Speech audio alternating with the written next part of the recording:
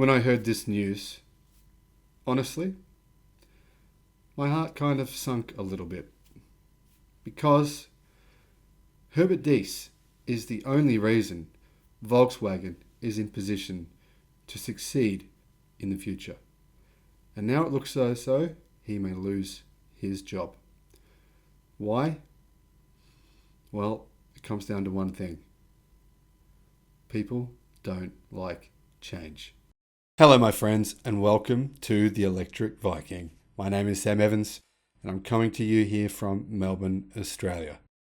Thank you for subscribing to the channel, for joining as a member or joining our Patreon account, contributing financially to the mission of sustainable, clean energy, and basically having clean air to breathe and having a better future for our children. Now, there's been even more Patreons come on board within the last 24 hours. I just want to say a big shout out to you guys. It means a lot to me in terms of your emotional support, your messages. They really keep me going. Now it is 10 p.m. on a Friday night. And you know what? I love doing this. I love bringing you the news that matters. Unfortunately, right now, the Volkswagen Group is weighing up their CEO's future. There is tension at the top of Volkswagen, with reports from Germany suggesting Herbert Diess could be in the firing line and may very soon lose his job. The Volkswagen Group has convened a special committee to decide the fate of its current CEO. A report from Reuters says a rarely summoned committee of the Volkswagen Supervisory Board will meet to discuss Herbert Diess's future as the company continues its move into the electric vehicle world. Well, if they fire him, then its move into the electric vehicle world will likely be much slower and much more painful. So this special committee reportedly includes the CEO of Porsche SE, the Premier of the German state of Lower Saxony, the leader of the Volkswagen Works Council, or the union, and the head of Germany's largest trade union. So Mr. Diess is actually contracted until October 2025, but he's drawn the ire of Volkswagen Works Council, a union-style body which represents employees and has the power to negotiate with management and to get people fired if they don't like them or what they're about to do. According to German newspaper Handelsblatt, the council has expressed a vote of no confidence in Mr. Diess, who recently flagged the potential for huge job cuts and production changes as part of Volkswagen's electric car push. Remember, he made the point in this meeting. He said it takes Tesla 10 hours to build an electric car in the new factory. And of course, Tesla is more vertically integrated than Volkswagen, whereas it takes Volkswagen 3 times as long, or 30 hours. Therefore, they are simply not cost competitive with Tesla and also with their Chinese competitors, which are about to hit the European market. So, of particular concern is Volkswagen's plant in Wolfsburg, which is expected to produce a similar number of cars to Tesla's upcoming Berlin Gigafactory, despite having way more employees. Now, obviously, Tesla's production lines are much more automated than Volkswagen's production lines, and that is a significant area of concern. Diess has flagged the need to have more automation in their product lines. Of course, this will lead to inevitable job losses. The union doesn't want that, so they want to get him fired. Mr. Diess has also recently expressed his admiration for Tesla boss Elon Musk, and he recently had Musk present to some of Volkswagen's top managers at a Volkswagen-only meeting. Essentially, he got Musk to try and motivate Volkswagen to change faster. He believes that Volkswagen are not changing fast enough, and they will be disrupted by Tesla and China unless they speed up their workforce, unless they speed up their shift to making electric cars. Now, he's pointed to Tesla's lean workforce as an industry standard for efficiency, further fueling fears of job cuts. If you didn't already know this, the automotive industry is Germany's number one employer in the entire country.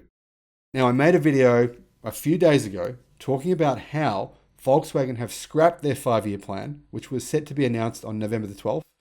They're actually going to announce it a month later because they realized that Herbert Diess was correct. They need to transition to EVs faster. They need to change their production. They need to look at the system. They need to look at their factories in a different way to be able to compete with Tesla and China. So they announced that they would come up with a new 5-year plan. And of course, there's been some resistance towards this new plan. Earlier this year, Volkswagen announced it will replace the existing mainstream MEB architecture and the upcoming high-end PPE platform with the Scalable Systems platform called SSP. This change will happen gradually though, with the switchover not due to complete until around 2035. So SSP will be developed from MEB and PPE, and it will serve as the basis for the models of all brands and all segments.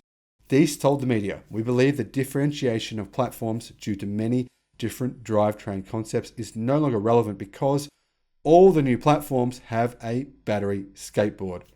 As such, it makes perfect sense to switch to one architecture that can easily accept different battery sizes and so on." I agree. This makes total sense.